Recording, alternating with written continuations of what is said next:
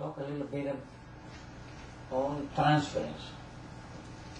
And transference is really a very complex subject, which I'm going to try and schematize and simplify, so that at least we have a skeleton from which then we can flesh out, and increase the complication of the concept. But there are certain very basic things that is important to know as the structure of the concept.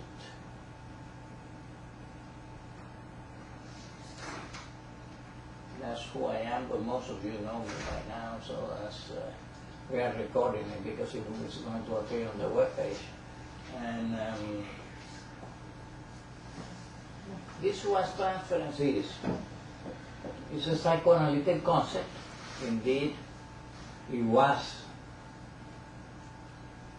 discovered and developed by Freud to a considerable extent, and then by many other analysts that were interested in the phenomena, which is so vital in psychotherapy and in the psychoanalytic treatment of patients. So it has received a lot of attention through the years. So many people, after Freud's discovery and development of the concept, have participated in looking at the problem and expanding it. At the end, I will give you a very simple bibliography of where in Freud you will find the most relevant papers, 3 or 4 of them. And I have to tell you that in spite of the enormous amount that have been written, these original papers on transference law, and some others, are still the best papers that you can read. And it's something that you need, is the basic structure you need from which you can then take off and look at all kinds of other things. But otherwise you wouldn't have a clear idea of these concepts. So, what follows in terms of this concept of transference, I say here, like happens with other psychoanalytic concepts, has enormous value not only for psychoanalysts, but for psychiatrists, for psychologists, for social workers, for psychotherapists, nurses, counselors, and general mental health workers. So anyone in the field of mental health should be very aware of the concept of transference. It makes an enormous difference to your ability to deal with the patient. Even if you are giving him medication, if you understand what kind of transfer he's making to you and on what basis and how to handle that, let alone that if it is a case of psychotherapy or a psychoanalytic case, then the handling of the transference is essential for the progress of the treatment. And, now, similarly, and this may come to a surprise to some people, it's a valuable concept that has wide applications in the world at large. Because we, human beings, are in the habit of making all kinds of transference to all kinds of people.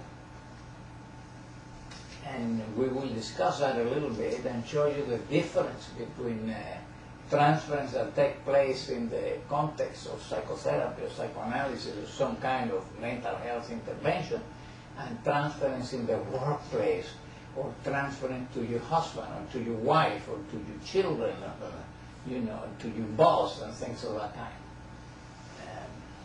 It's a very ubiquitous phenomenon. It shows itself in all kinds of places, and indeed a lot of the troubles that you see sometimes develop in organizations,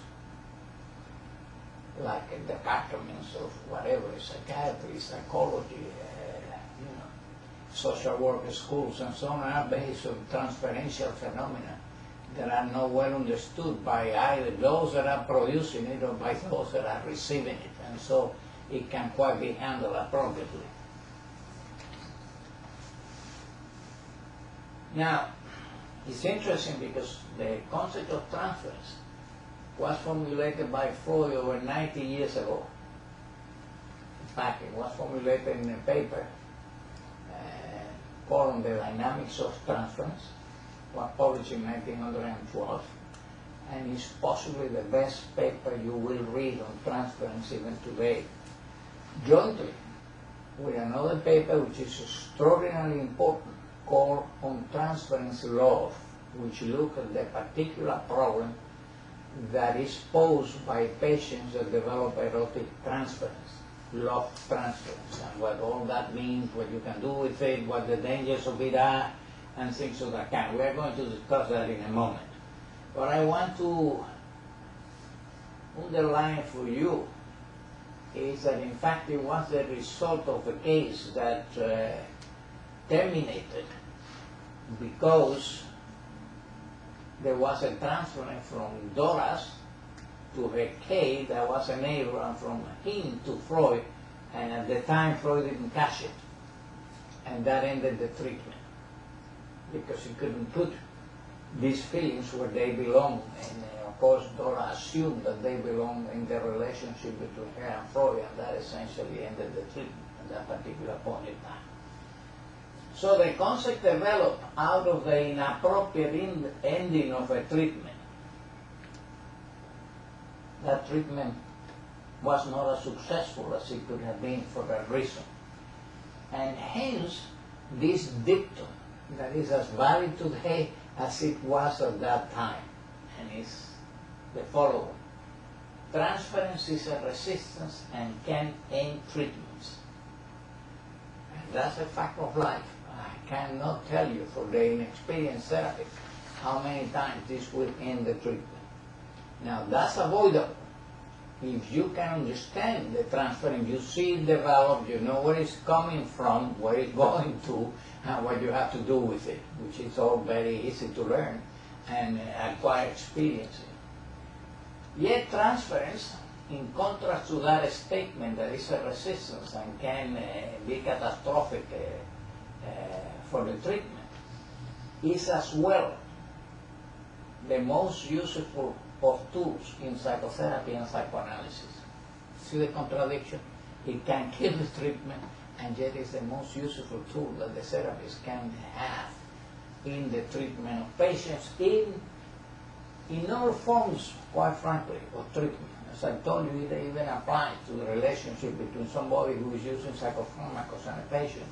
But it's more particularly so in certain forms of psychotherapy, particularly so-called uncovering psychotherapy, because they favor the development of the transference because of the attitude of the therapist and a variety of other things that we will get into in a moment. So this is like a coin with two faces. One face is smile, the other face is pulling its tongue at you because it's going to ruin the treatment. Thus, a resistance and a most useful tool at one and the same time. That's what transference is, and you will see in a moment why that is.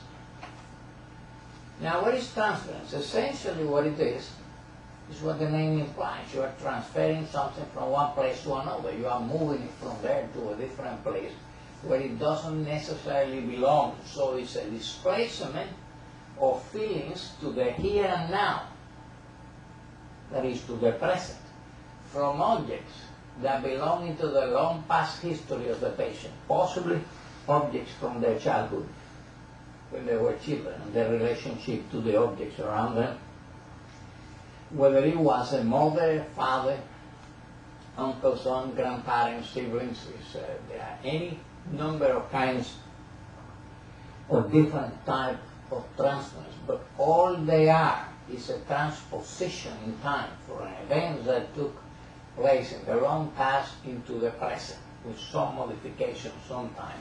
But so what happened in the past in relation to any one of these subjects is now suddenly possibly being ascribed to the person of the therapist, which of course has nothing to do with any of it, but has seen this develop gradually, how the relationship of the patient to you and the reality of that relationship gets transformed and disfigured by this development of the transference as they move these feelings from the past into you and ascribe them to you. So that's important. It's always a displacement to the present, the here and now, from objects that belong in the long past history of the patient. Now, who that object in the here and now may be, well, in the case of therapists, is the therapist. But in other cases, it's anybody else, is your husband, or your wife, or a friend, or your boss, or whoever. Transference then is a universal phenomena, which means it doesn't only appear in the course of psychotherapeutic treatments or medical interactions with other patients, whether they are psychiatric patients or not. In fact, it's a universal phenomenon. It takes place anywhere. And some people, depending on the type of psychopathology and the developmental experiences, may transfer, make grosser, more discharged transference to inappropriate objects like the boss, which leads to or a colleague at work, or the husband. And then the expectations is not that of a husband, but maybe that of a father, or a man that has problems in the relationship to his mother from early childhood of certain types, and is still trying to look for a mother and expects his wife not to be a wife, but to be a mother, and she can understand that. She's the wife, and wants to play that role. She doesn't want to mother a 40-year-old man, obviously doesn't make much sense. Patients are not aware at a conscious level that displacement has taken place, or frequently where it is coming from. That's the labor of the therapist or the analyst, to discover where this feeling belonged to in the past and identify it. And if you listen it long enough, you will find where they came from, when they took place, the conditions under which they took place, approximately the age at which they took place, and what kind of transformation this original situation suffered from that time to the point in which it is displaced towards you. So that's important. It's a universal phenomenon, appears anywhere. All human beings make transference. The more disturbed perhaps one is, the more compromised one development has been, the more likely it is that you are going to make inappropriate transference outside a psychotherapeutic situation and create an enormous problem for yourself and others, let's say, at work. Nobody understands the behavior, and it's very common. Incidentally, it leads to sometimes quite a disarray in departments and organizations. Organizations can be healthy or can be very sick, and sometimes they are healthy for a while and then they become sick and get better again, and so it depends on the characters in the play. But you get 2 or 3 certain type of character in that play, and the organization is going to become very dysfunctional and very troubled. And unfortunately, frequently, there might not be a great deal that you can do about it, even if you understand it, because these are not your patients. They don't want to gain insight. What they want to do is reenact things. They are not interested in learning what they are doing. They are interested only in doing it. It's an reaction. And of course, that you cannot possibly handle appropriately. So the patients are never aware consciously that this displacement from the past is taking place to the present. If they did, there won't be a problem. They say, well, I know I'm feeling like that about this person, but I know it doesn't belong to him. It belongs to 20 years ago. That's the job of the therapist, to put it back where it belongs, to find where it belongs, to follow it to its roots, and then finally giving the patient some insight into this and why that happened at that particular time. Remember, when you are little, you don't have the resources of an adult, and you produce many maladaptive solutions, which are in accordance with the cognitive development that you have and the kind of resources that your ego has in order to deal with conflict or anxiety or shame or guilt or abuse or whatever it may be. Now, consequently, since these come from the remote past, there are transference, there are father transference, mother transference, sister transference, brother transference. It depends. what your environment was like. Some people are raised by their grandparents, for example. Well, you will get, instead of the mother and father transference, you will get a grandparent transference, which will be similar to the parent transference because they have played that role for this particular human being, you know. And they will have all the longings and all the disappointments and all the resentments that go with being raised by somebody and being set limits to your behavior and to your wants and things of that kind, which can be felt very strongly when you are a young child. Now, the characteristics of the transference depends on the history, life history of the individual, the conflicts and the developmental vicissitudes of any given patient. And there are not two of us that are alike. We are all alone to ourselves. We share a lot in common, but it's like a digital prints. There are not two that are alike. We are all different. Or even that's a good example. Your print will be unique to you, and it's based on what kind of life history do you have, who your parents were, what their culture was, what was permissible there, what was not. What were the genetic givens that you were born with? Where were your strengths, you know, in terms of your instinctual needs? And because this will lead to more conflict. The stronger the need, the more likely that there is going to be more of a conflict between those that have to socialize the child's instinct into acceptable modes of behavior in his environment. So it depends then on the nature of these conflicts. And there are kind of variations there, obviously, you know. Some people with a very strong drive is not very likely to give up very easily. He's going to put a fight because that's his genetic endowment. So that's one extreme. It's on the genetic side of things. On the other side of things, somebody that may have very little drive but is constantly being bothered about it by the environment may lead to a similar situation of conflict for two very different reasons.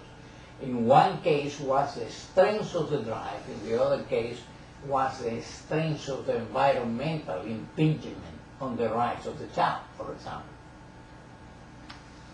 So what happens also through development explains much of this. Now, generally in most patients, this is what will happen. There be at different times and in different proportions, depending on the patient, again, the developmental history and the vicissitudes of the conflicts that they were suffering as children, they will produce different combinations of positive and negative transference. And they may succeed one another. Rapidly, sometimes a long time with a positive transfer, and suddenly, all of a sudden, the patient becomes your enemy. You don't even know why. He doesn't like you anymore, he doesn't think you're doing him any good anymore, and things of that kind. There are variations too, in terms of the psychopathology. For example, neurotic transference are very different from borderline type of personality transference. Of course, they are very different from psychotic and narcissistic type of personality transference. They are all different. They have their own special characteristics, and some are much more difficult to handle than others. Some are dangerous.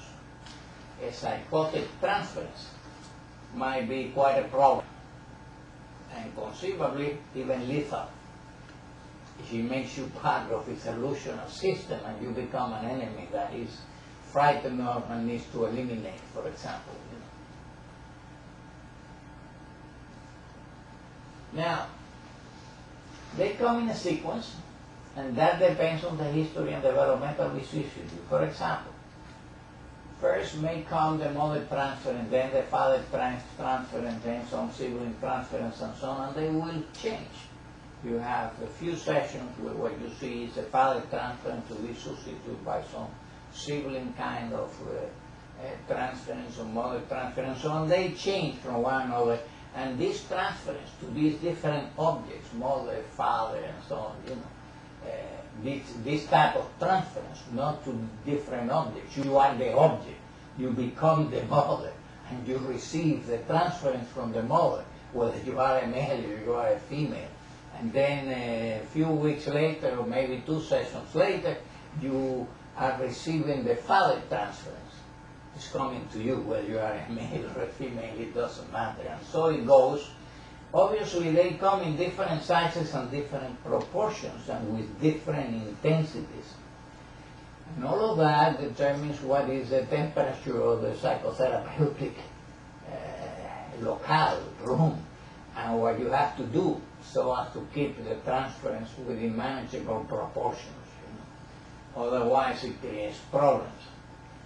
Obviously, this type of transference that you receive, be that a mother transference that is placed on your lap all of a sudden, or the father or sibling, may have a positive character, a neutral character, maybe a negative character, a very aggressive component to it, or it might be an erotic type of phenomenon.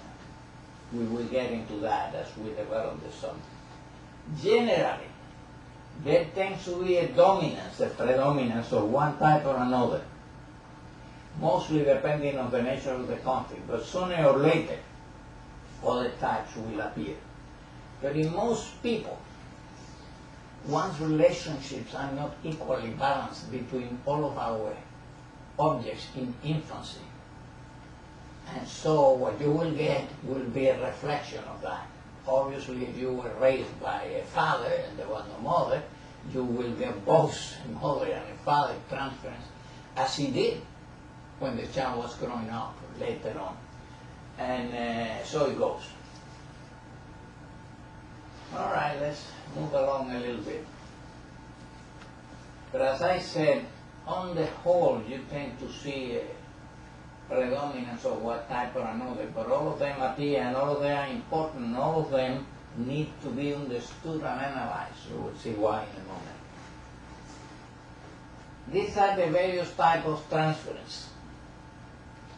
A positive one and a negative one. This has several subtypes. Neutralized one, a friendly one, and an erotic sexualized transference. Okay. A neutralized one is one that has no sexual or aggressive components to it. It's really neutral. Has no attachment to it, so to say.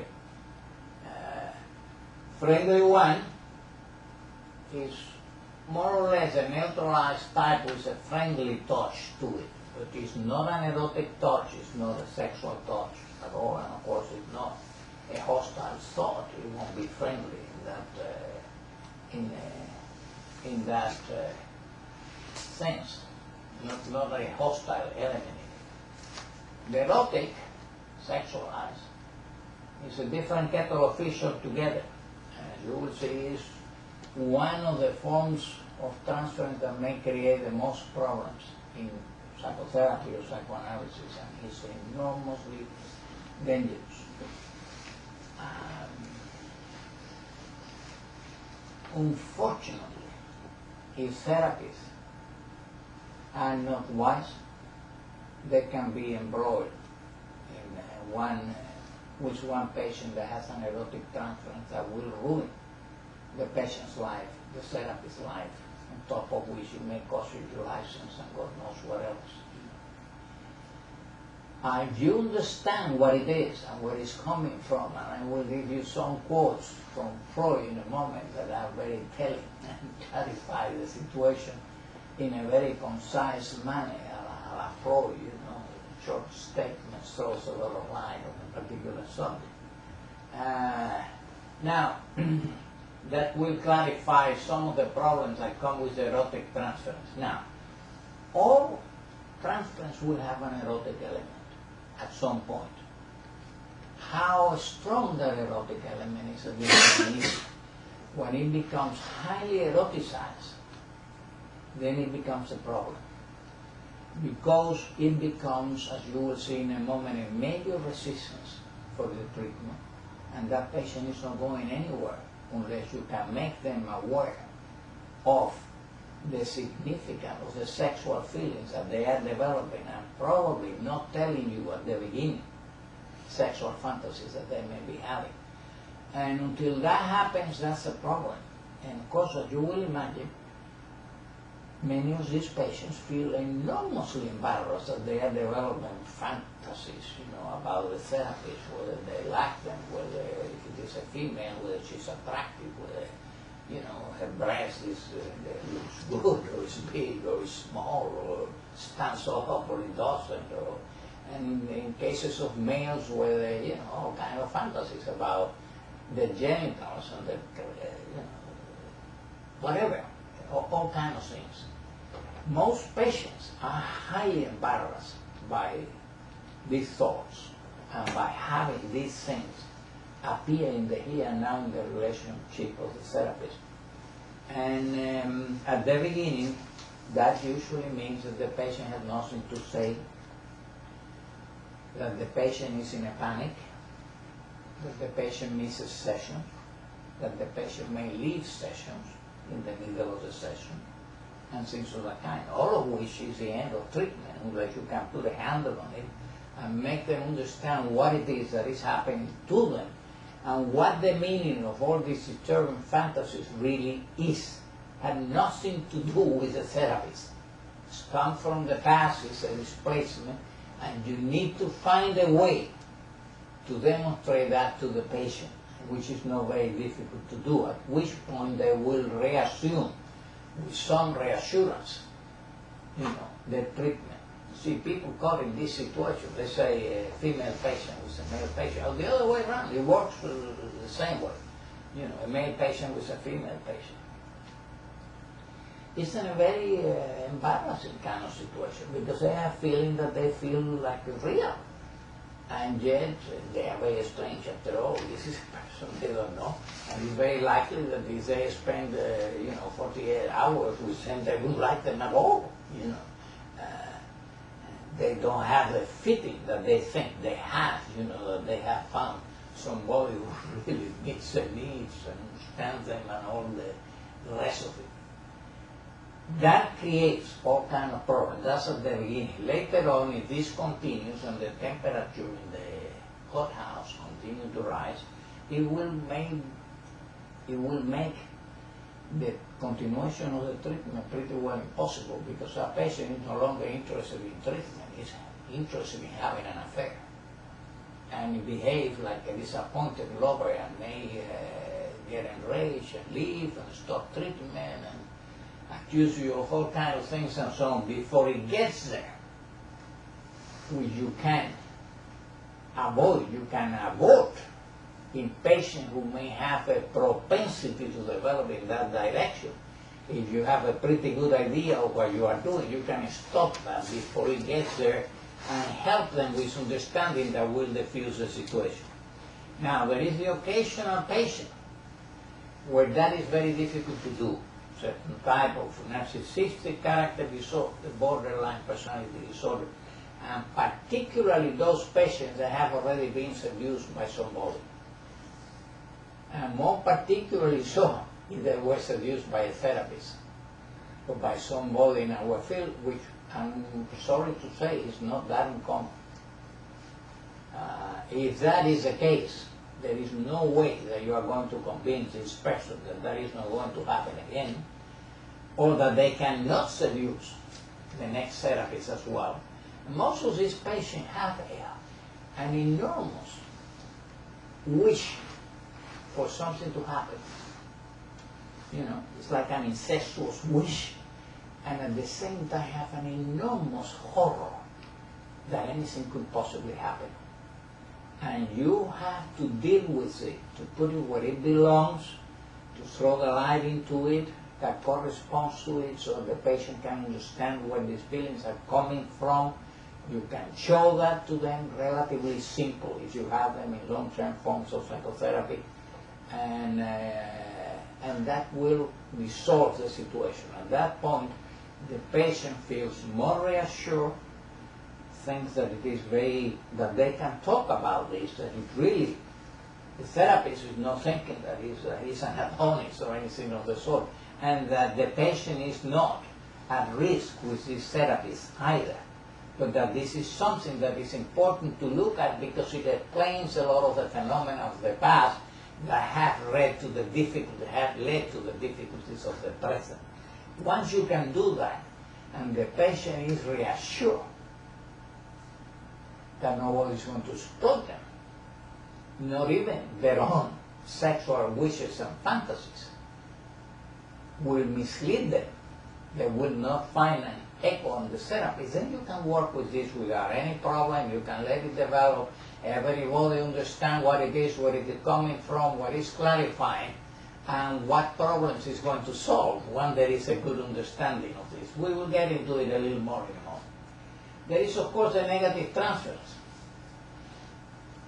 We'll always come into the treatment. A treatment of a patient that doesn't produce negative transference is unreal, because nobody during development has related to its objects in a totally positive manner. That just doesn't happen. You know, even the people, in fact, the people that you love the most and care the most for is the people that can hurt you the most and disappoint you the most, and you may feel the most frustrated with, and that develop a lot of hostility and aggressive feelings and things of that kind, let alone that, you know, no parent is perfect. Neither you nor I, nor any other parent that I am aware of is a perfect machine capable of gratifying all the needs instantly of all the children or anything of the sort. And there be a lot of longings that go unsatisfied, a lot of needs that never were met, and that produce an enormous amount of resentment. And so you will see the hostility. Even if the relationship on the whole is a positive relationship to those objects, and that's what they display towards you, essentially a positive, even friendly relationship, then occasionally that will be punctuated by negative, the negative aspects of all humans' relationship. No human being is perfect. No. All right. Now these are some comments. If you work in this field and you are a therapist, these things are of interest to you. The implications of the transfer and development according to the sex of the patient and the therapist, and though rarely on occasion, that may be an important consideration if there is a certain specific developmental history of the patient that have been perhaps very traumatic or, have been very seductive sexually or otherwise and so on. You may then say the best match here is not this girl with a male, but this girl with another female, because you feel safer that way for a little while. That's rarely necessary, but on occasion it is true with people that may have been badly traumatized, and then the sex of the therapist may be an important consideration. Doesn't happen that frequently, but it's a consideration sometimes. Now, in reality, even today, and certainly up to very recently, perhaps that has changed now, most therapists were males. There were relatively few female therapists. That have changed significantly now. And probably there is some parity now, but that was not true 30 years ago. Okay. So if you take the case of female to male therapists, well, you expect the kind of transference that are typical. But if you are a male therapist, just because you have a female patient, that doesn't mean to say that all the transference that you're going to receive from her is father's transference. In fact, you as a male therapist will receive a lot of mother transference from her, and then you become the mother at that particular point. You know. And she will react to you exactly the same way that she did when she was a small child.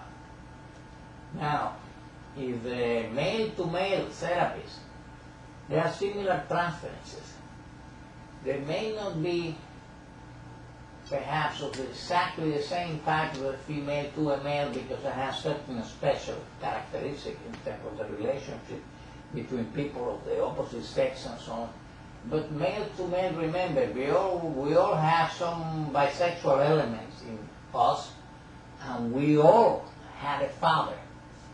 And though we may not remember that, there was a time when we loved them very much. We may have come to hate them cordially later on, but there was a time where we really were very fond of them, thought that they were the greatest noise in the world, they knew more than anybody else, they were omniscient, they were omnipotent, and we were taken by them. Gabi. Okay.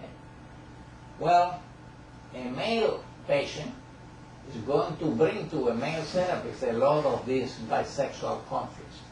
A lot of these, not necessarily conflicts, bisexual conflict, but a lot of the, whatever it was, that the admiration and the attachment to the father, whatever form it took, depending on the conflicts that he has. We all have an Oedipus complex. So the face of that Oedipus complex is going to show in that relationship of a male to another male. And as you know, some boys have fantasies of taking the mother's place vis-a-vis the father. Well, that is going to show in this type of relationship from a male to another male therapist, you know. And he still will reactivate these fantasies of childhood where he wanted to be, you know, preferred by the father to the mother. He will start to reenact that in here. And these are reenactment. People kind of repeats that behavior, reenacts it, acts it out. And what you as a therapist want to do is to put them back into thoughts.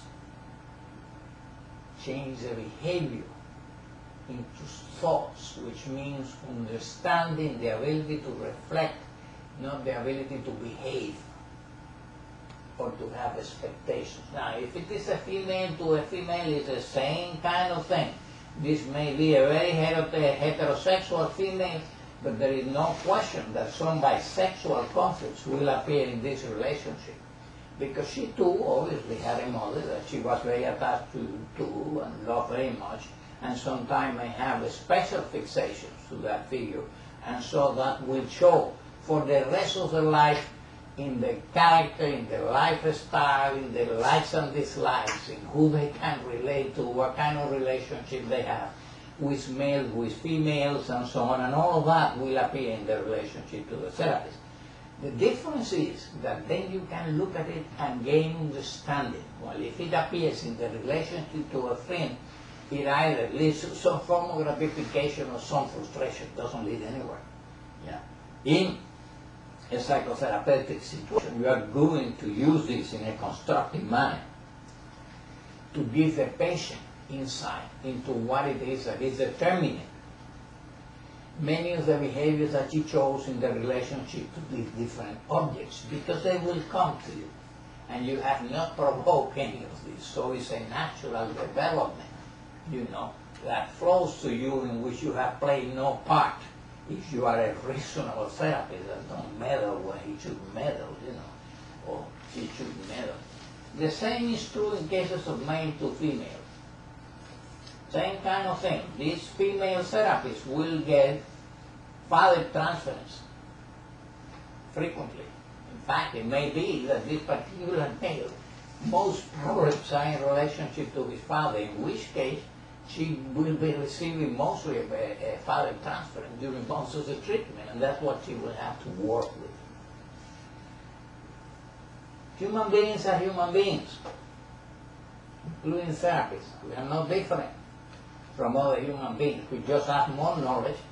Possibly most of us have either some psychotherapy or maybe psychoanalytic treatment, and we understand a little better our own needs, our own longing, and we understand what makes people click and where the mistakes are made and for what reason and so on, and so you can protect yourself a little bit better.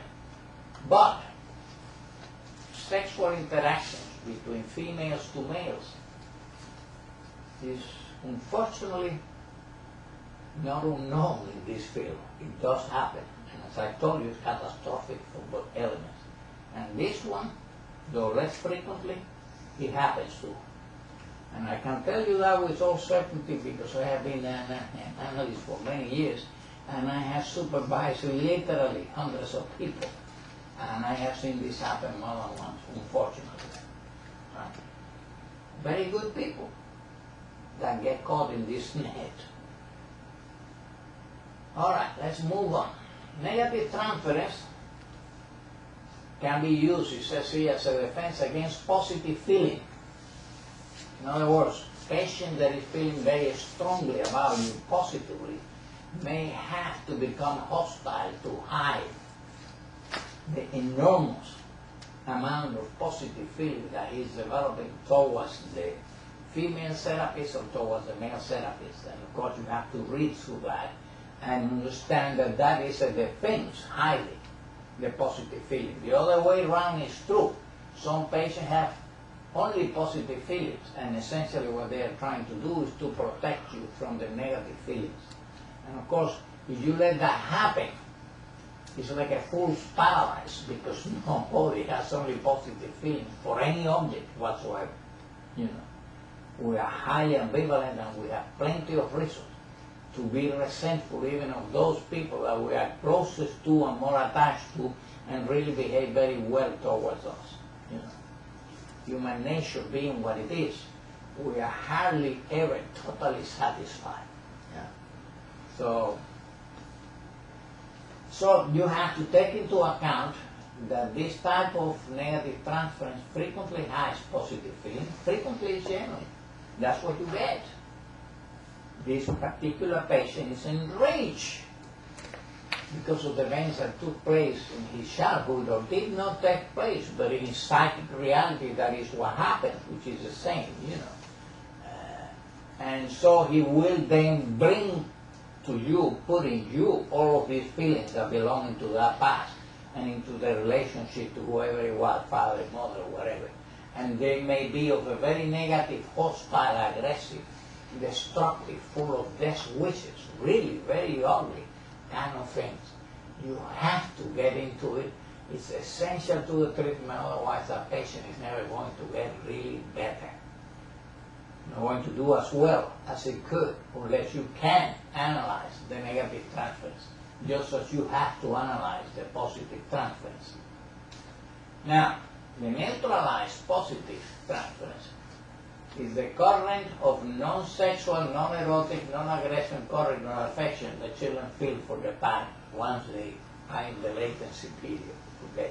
And they have the sexualized the parents and move out of the so-called Oedipus complex. And that's a good transference. You will see why. All of them are good. You need all of them to treat the patient. But this, you see, you start with a negative transference, you're in trouble. You start with a positive transfer or a neutralized transfer and you are doing better because the patient is more willing to work with you and cooperate with you. But a patient that is angry with you and dislikes you is not very likely to work, particularly not at the beginning, very well with you. You can change that around once you give him some understanding as to why is he having these feelings with you and where they come from in the past. Now, the description of various types of transference. Let me get up into that. If a negative transference, which as you see that I have underlined is all there is, analysis of psychotherapy is not really possible. You can change that. If that's all there is, the patient is not going to stay with you. He's going to live in a rage or in anger and is not willing to work, is not willing to look, doesn't trust you, doesn't believe what you say, thinks you are stupid, not to put in grosser terms and things of that kind.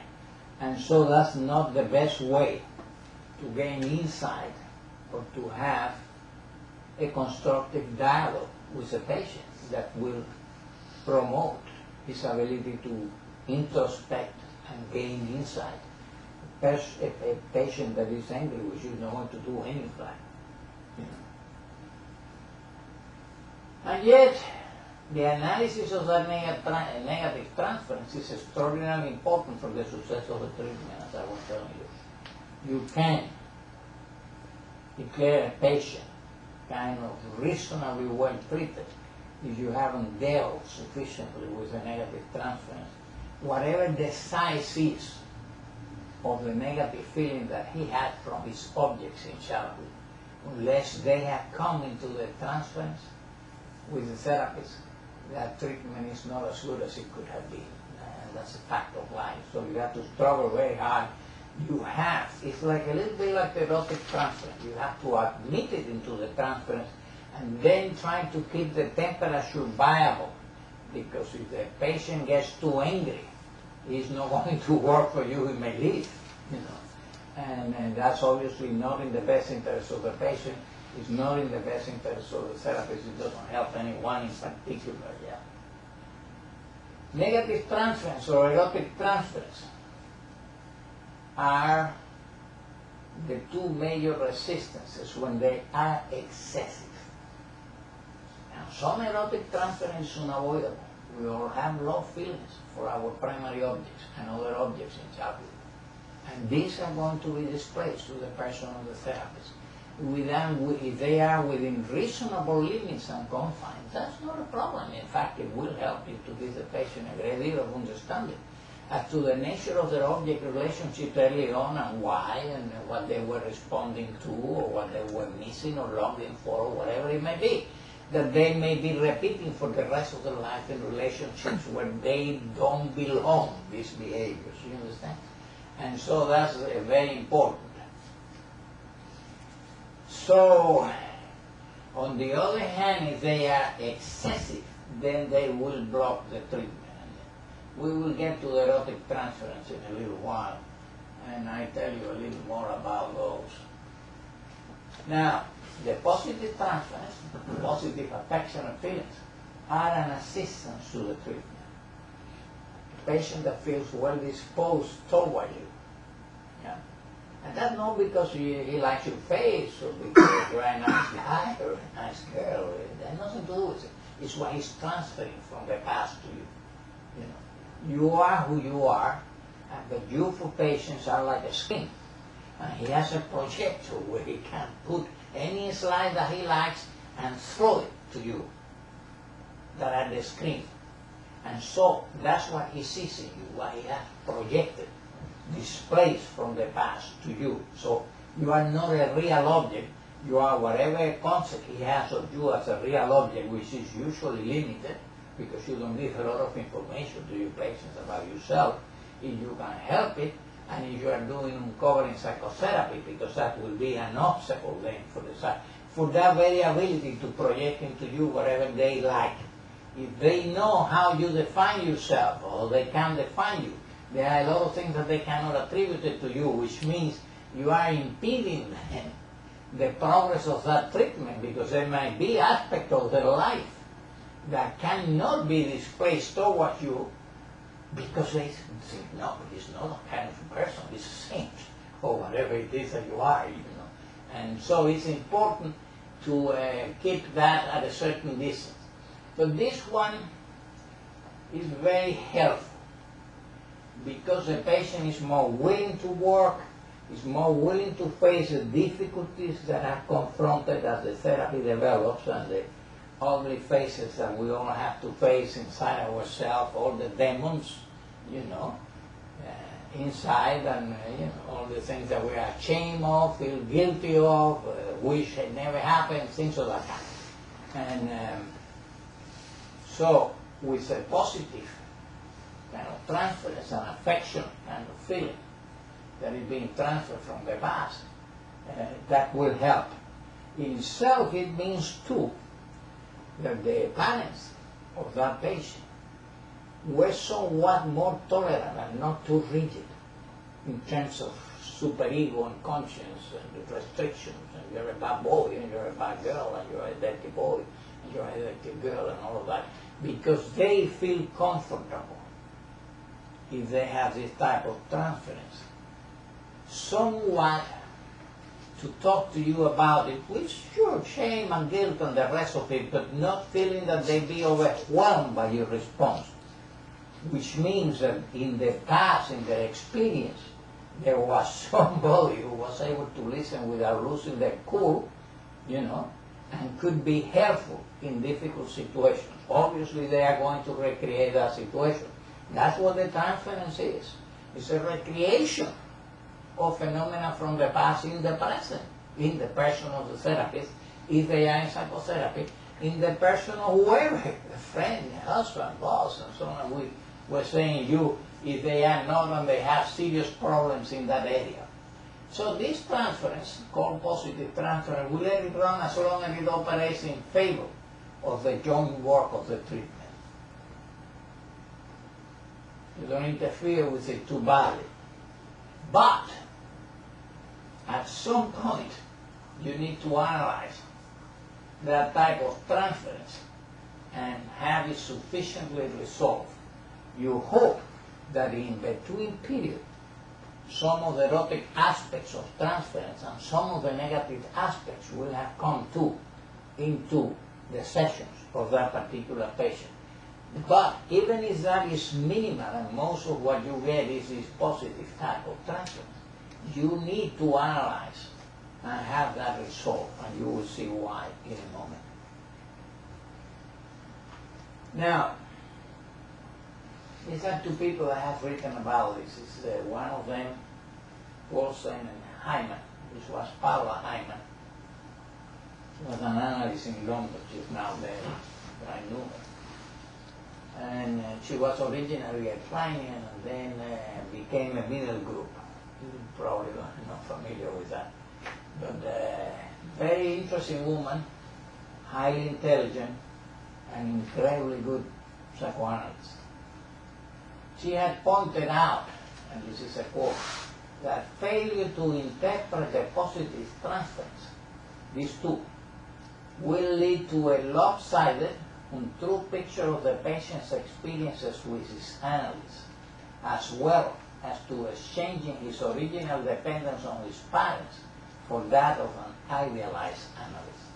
And you don't want that to happen. You don't want that to happen. That's not in the best interest of your patient. It may be very gratifying to the narcissism of the therapist to say, oh, I'm so great, and the rest of it. But if you don't look at that transference and put it where it belongs, which is not with you, it's with somebody in the past, so that the patient sees you for what you are, a human being with good things and bad things, like all other human beings, like his mother or her mother and her father. And you have to take it back there. You can leave it here as you are wonderful. That's not true. It doesn't do the patient any good. And as they say here, it leads to a lopsided, untrue picture of the patient experience with his analyst, as well as to a change in his original dependence on his parents for that of an idealized analyst. And that's not good for an idealized therapist. That's absolutely no good. Okay? Now in the transference, this is what happens. Constantly new editions of the old conflicts are recreated, like new editions in the present. It's like a book that was printed 40 years ago and suddenly it's reprinted again, only by another printer, you know, another therapist, at that particular point. The patient will tend to behave in the same way he did in the past to these original objects around these old conflicts, while we, the therapist, by summoning up every available mental force in the patients, and this is a statement by Freud, compel him to come to a fresh and more active decision. Now that he's an adult, not a little child, or a little girl, or a little boy, with few ability to deal with things in the cognitive sense of the word, or to master anxiety, or shame, or guilt, or fear, or things of the kind, you have to put that perspective into it. That reaction was appropriate at that time, because they were little and didn't have resources. But now, it's 20 years later, and they may be quite capable, only that they behave as if they were not, as if they still were helpless and at the mercy of these enormous forces that they could do nothing about because they were little kids, you know what I mean? And so little bit you work with your patient and you make him see that he's still reacting as if he was 2, 3, 4, 5 years old when in fact he's 30 and quite capable and have resources that could allow him to produce better solutions than the ones that he was capable before. So that's what it means here. We try to compel him to come to a fresh and more adaptive decision. In other words, you undo the past on the basis that maybe that was appropriate in the past, but clearly if you look at it in the light of the present and the present resources of the patient, that's not appropriate at all. They can do better. They have in them what they need to produce a better solution than the one they adopted as a child. Now there are some special cases which I want just to mention to you quickly. Some patients avoid the transference like the plague. In other words, they keep all the material outside the transference. They only talk about external events and what happened with their friends and so on. They never express any feelings about you, whether they are happy, whether they like you, whether they hate you guts, whether you were late to a session, whether you didn't seem to be very attentive today, or whether you forgot something that they told you last week or a year ago, or whatever it may be, you know. And so what they do is they bring all the material externalized outside the room. Never comes into the transference. That's not a good thing. It's not the ideal thing, but some patients really, for a variety of different reasons, that's the best they can do for a long time. You have to be very patient with them, and little bit by little bit, guide them, and guide these feelings into the transference. And it takes work and effort and so on, and little by little bit, you start to show them that isn't that interesting, you know, that they have all kinds of feelings about all kinds of people, except this. They seem to have no feelings whatsoever about you, neither negative feelings, no positive feelings. They never get angry with you, but you were late 15 minutes yesterday and you hear that when so-and-so was not in time for the meeting, they were really enraged and felt abused and the rest of it, they spare you. You see what I mean? Little bit by little bit, you give them tidbits and you confront them with the fact that they are sparing you from feelings that they are constantly telling you that they have about other people in the same situation, you know. And then you start and try and understand why it is that they have to spare you. And usually they have very good reasons to try and spare you. And as you understand them, they may bring things into the transference. The occasional patient which is not able to do that doesn't do as well in psychotherapy or in analysis. That's the truth. May improve some, but not as much as he could if he could bring it into the transference, or she could bring it into the transference. Sometimes the analyst appears simultaneously to represent both parties together, seen in a hostile alliance against the patient, in which case the negative transference is very intense. This is not an uncommon fantasy of very disturbed patients, frequently borderline disorder type of patient. And that's what is called the combined parent fantasy by Melanie Klein, where the parents are put together and both of them are enemies of the child and are seen as hostile to the child, and consequently the child's reaction to that combination is appalling, let alone that he can distinguish between them. They are now combined to hurt him, not to love him, to punish him, to reject him, things of that kind. That is quite difficult. Somebody with a combined parents' fantasy is not an easy patient by any means. They can be treated and they do well, but you see, you have a long job in front of you, I guess. Now occasionally the therapist or the analyst cannot master the unleashed transference, extreme erotic transference. In other words, that patient doesn't any longer wants to be in treatment, but she wants it to acquire over. Nothing short of that will fail. Now, as I told you, in most cases you can avoid that. You can, before the erotic transference hits to that degree, deal with it, put it where it belongs in the past, show where these feelings are coming from, and that will diffuse the whole transference. But as I told you, there are exceptions to all rules, and there are some patients, particularly borderline type of patients, that may not be able to control this at all. Or people that have been seduced, as I told you previously, and so on, that in a way that they are going to believe that they cannot seduce you. And so in these cases, you may have to break off the psychotherapy and send them to somebody else, conceivably to a person of the opposite sex, in the hope that the transference will not overheat as much, but you have no guarantee of that. The likelihood is that they may repeat that behavior, but a fresh therapist with an awareness of what already happened to that patient may be more alert to when this is trying to develop and trying to deal with it in a way that it will not overheat the whole house, and you have lost the opportunity, so you can't do it anymore.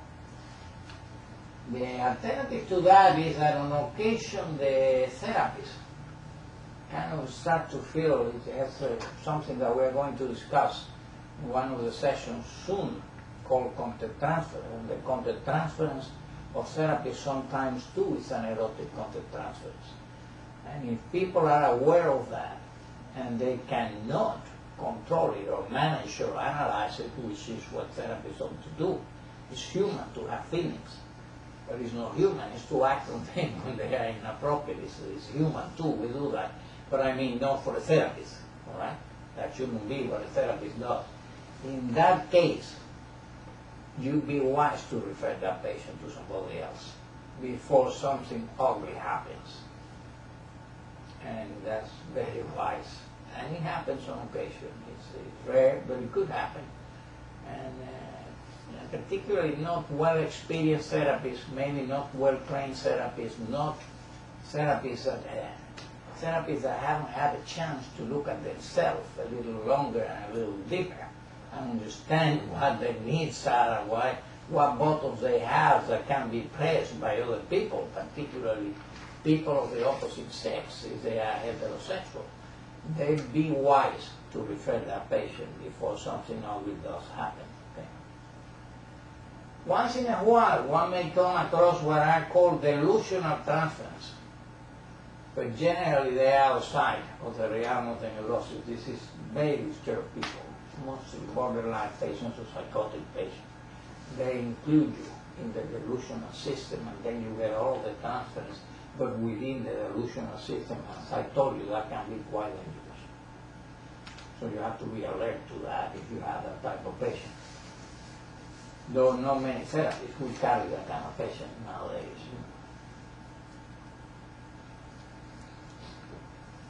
Now, what gets experienced in the transference bring a very special type of conditioning to the treatment of the patient. And the reason for that is very simple, that this is like a lab phenomenon that is developing in front of your eyes, where you have contributed absolutely nothing to that development, and the patient knows that. So the patient knows and will have to acknowledge, if that is the way you have behaved, that you have done nothing, essentially, to promote this set of feelings that they are having now, whatever they are, negative, positive, erotic, or whatnot. And so you can more easily tell them, well, if you think I didn't provoke this, then they must have developed somewhere else, and that's where we need to look, where they are coming from, and then get attributed to me. And of course, because the patient is aware that you have not contributed to this, then the certainty in looking to the past and seeing the events which are mirror images of what you was experiencing in the present has a degree of certainty that you wouldn't believe. Because it's totally different if you have talked with the patient. Whichever way you have done it, I don't necessarily mean in a gross manner, but that's why certain distance is wise in uncovering forms of psychotherapy particularly. Otherwise you may handicap your ability to treat this patient very severely. Now, the concept of transference neurosis vis-a-vis transference. I will mention this to you very briefly.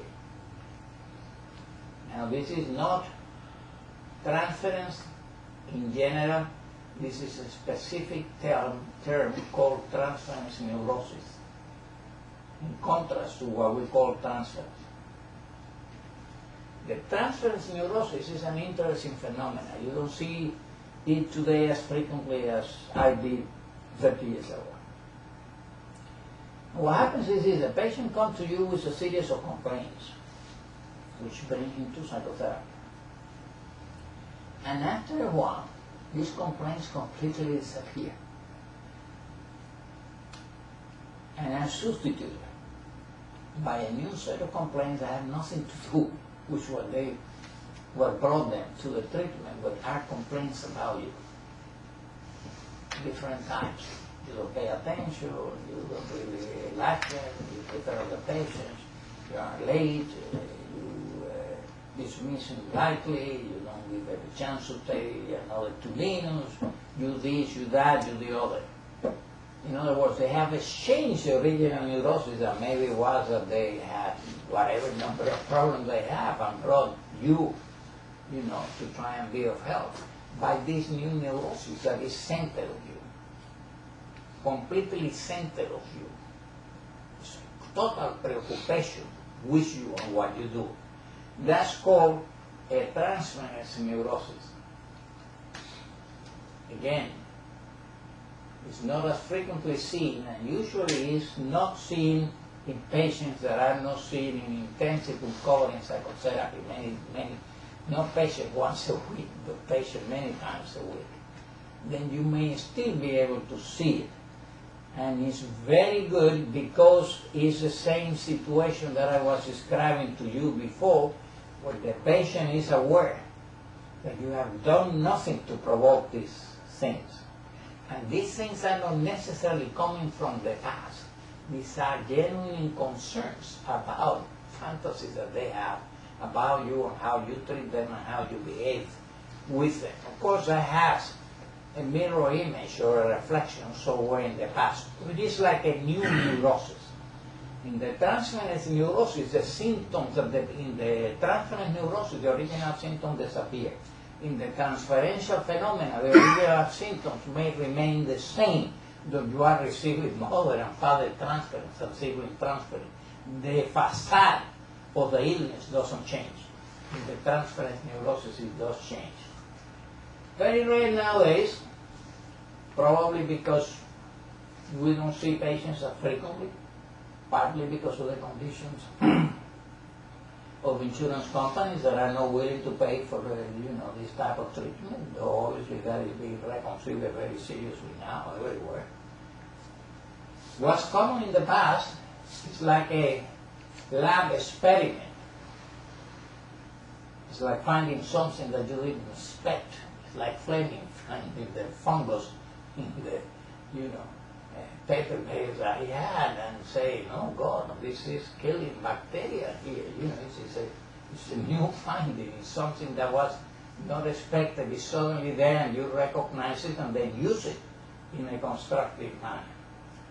That's why it is like a lab experiment. And it's a kind of a new neurosis. It's a temporal neurosis, but it's a new neurosis. The substitute for the other one. Not really. The facade is substitute. The patient had the same neurosis he ever had. But he painted the facade in different colors, so to say. Now, the difference between transference in treatment and the phenomena of transference in general anywhere in the world is the following. To your boss, for example, as an example of a general transfer in the world at large, with a therapist, some of the things that the therapist does may encourage the development of the transference and some regression. For example, use of the couch induces a certain amount of regression. It facilitates free association. It makes things easier. The patient is not watching you and your reactions constantly, so little bit by little bit he becomes a little freer in terms of feeling that he can talk about anything and don't have to be watching you all the time to see what you think, or whether you frown your eyebrows, or, which is an equivalent of is the parents receiving this kindly or is going to get into trouble kind of phenomenon. So lying down encourages the development of the transference. The therapist lets you talk. He listens, doesn't interfere with you. He listens with interest because he knows that in your communication, in his communication, the communications of the patient is the answer to the problem of the patient. Finally, he will interpret the transference any way that he can and that he sees in the material. Yeah.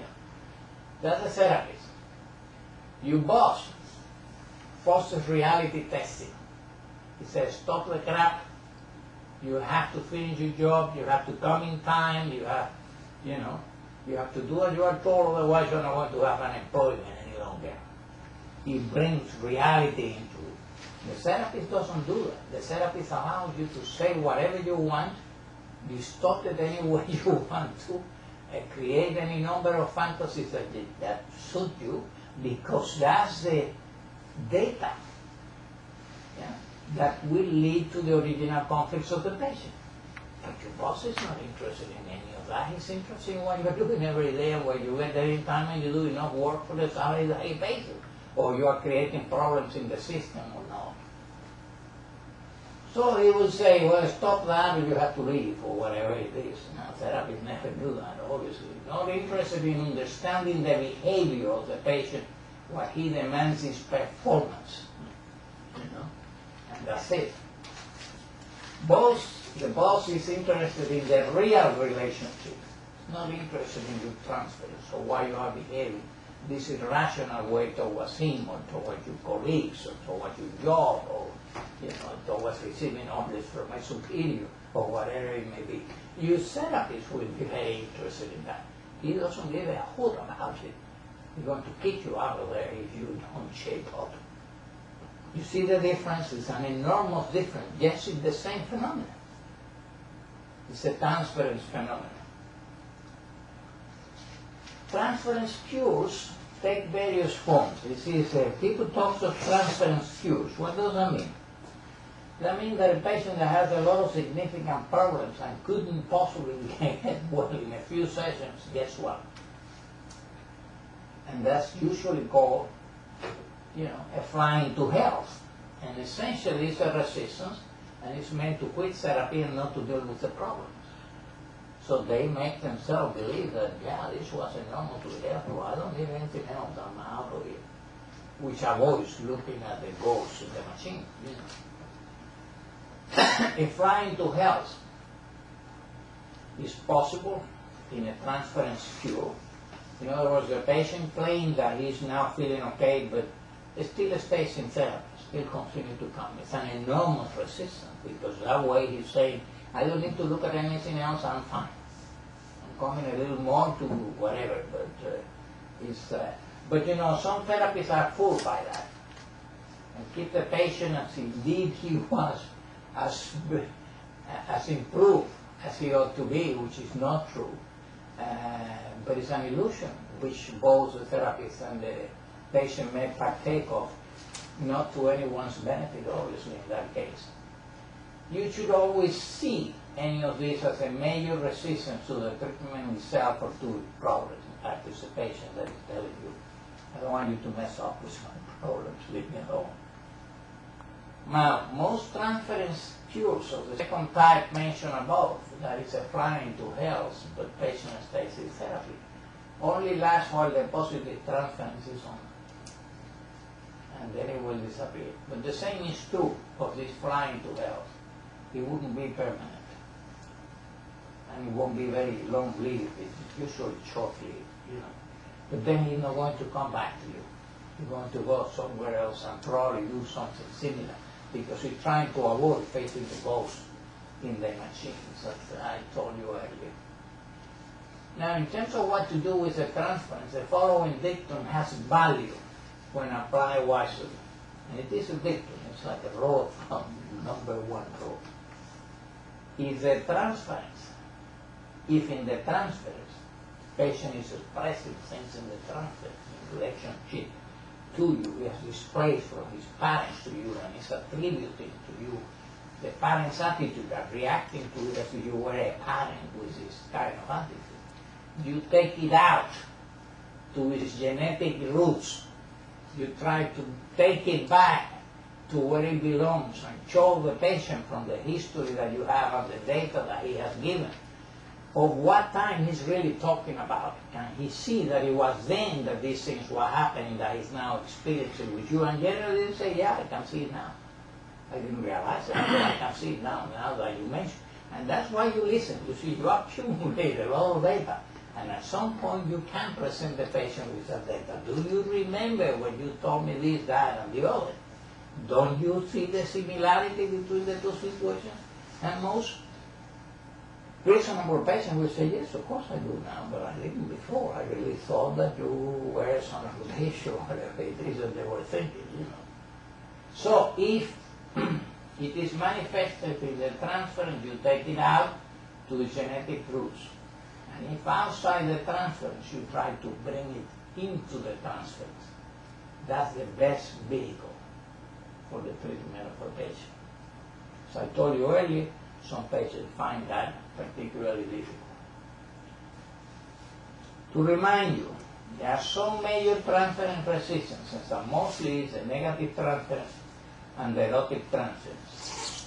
Within limits, everybody has negative transference to produce to whoever, maybe sex or therapies he has, it doesn't matter.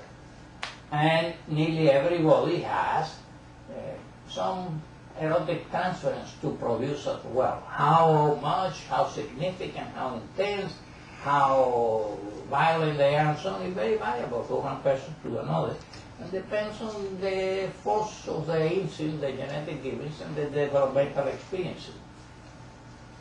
But if this is the dominant phenomenon, or this is the dominant phenomenon, then that is a major resistance, and you have to overcome it, or that patient is not going anywhere, and you're not going to be successful in the treatment.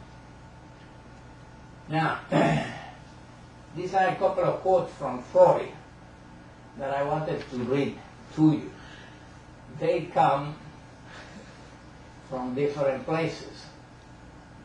This is, in fact, this is coming from the introductory lectures that were published in 1915 and 16. And this is not the first mention that he does of this. As he told you, he did in 2 papers in 1912. One is called The Dynamics of the Transference, which I mentioned to you, and the other one is on transference law. This is kind of like a summary of his psychoanalytic ideas in something called the introductory lectures that he wrote in 1915 and 16. And we can condense all of the things that he had put together at that point. But this is what he said. He must recognize as a therapist that the patient falling in love is induced by the analytic situation and is not to be attributed to the charms of his own person. Some people will find that difficult to believe if they are narcissistic characters.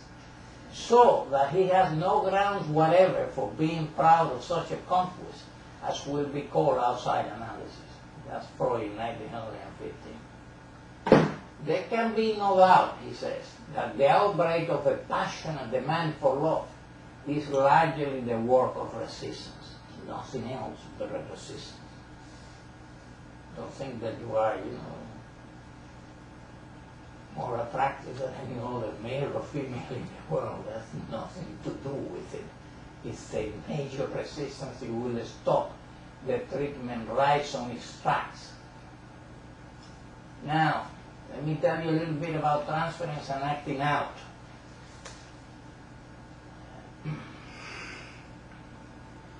Remembering versus behavior.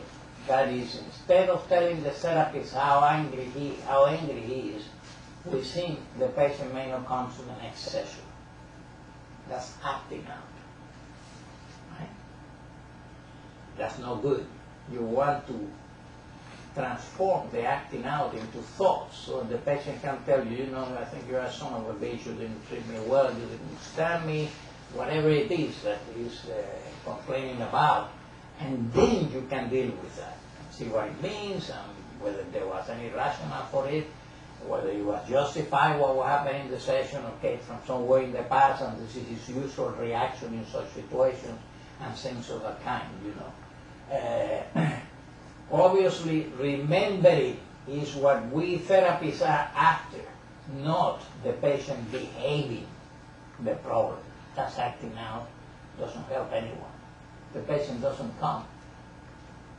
You just lost a session, you wasted time, and he didn't gain any insight that in fact he was very angry with the therapist. He will give you any frequently. He wouldn't even be aware that he was angry, and that's why he didn't come. He would say, oh, something come up and I couldn't come, or, you know, I took off late, or God knows, some kind of rationalization. There are things patients cannot remember, hard as they will try, because they were pre-verbal events. So this can be acted out or acted in the session. I tell you in a moment what that means. Acting, and this is the take-home part of it, is not as good as remembering for therapeutic purposes. It just is not.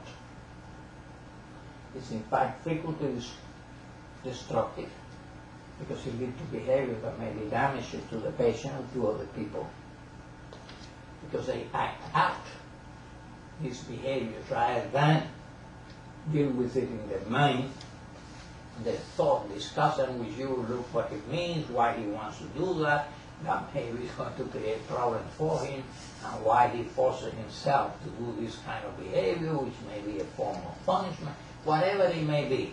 If he acts it out, it's out of the range that you can touch.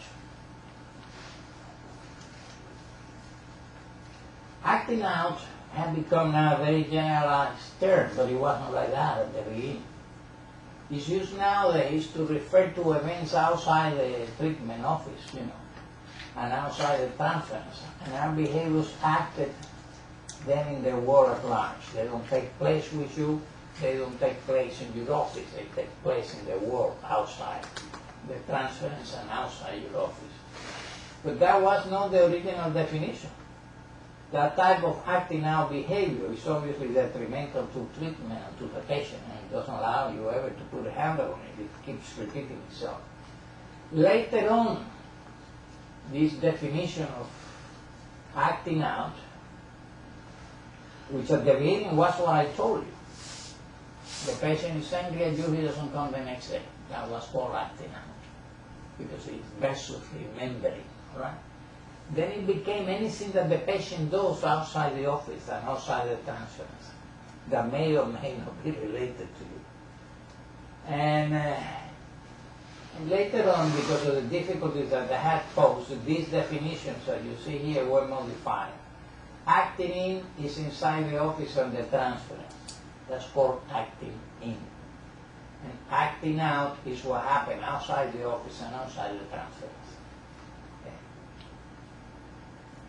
What people will do in the world, what they do to the world, to other people in the world, which they should be discussing with you because may have disastrous consequences. Sometimes it's God knows what. It will cause a job, it will destroy a marriage, it will lead to a not very well thought out marriage with somebody, things of that kind, you know. Now, let's talk a little bit about other forms of transference, and we're getting to the end very soon. Transference in children.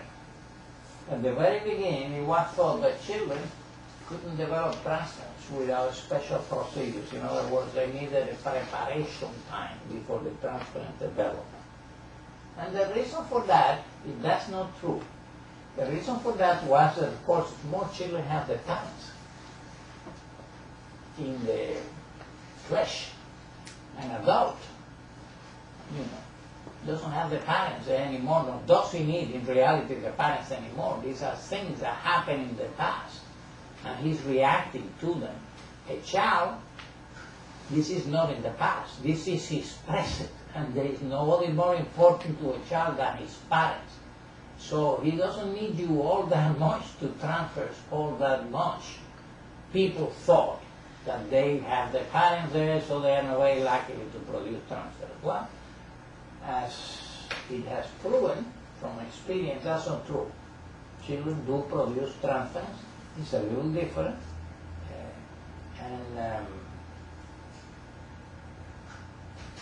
All right. They still have and need the primary objects. They need a real and appropriate. Children cannot keep impulsive within the psychic realm. They act them out, and children cannot free associate. So these are the difference. Thoughts and speech are not the legitimate media for expression and communication in children, but motor actions are. That makes a transference look different, and tends to provoke a strong counter-transference feelings and reaction in the therapies.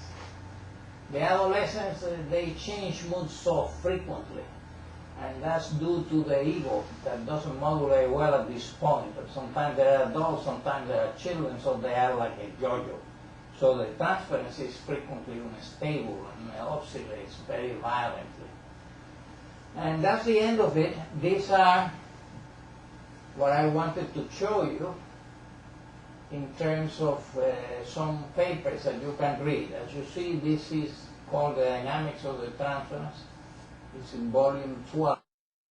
One is on the dynamics of transference. In the same volume there is another called Transference Law, published in the same year, 1912. Then in the standard edition in volume 15 and 16, there is in lecture 27, the introductory lectures are a number of lectures, up to 30 some, I think. In lecture 27 and 28, 27 the second half and 28 the first half, there is a very good descriptive summary of the transference. Then there was another paper here, as you see, Analysis Terming, and this work published in 1915, 1916, this is 1912.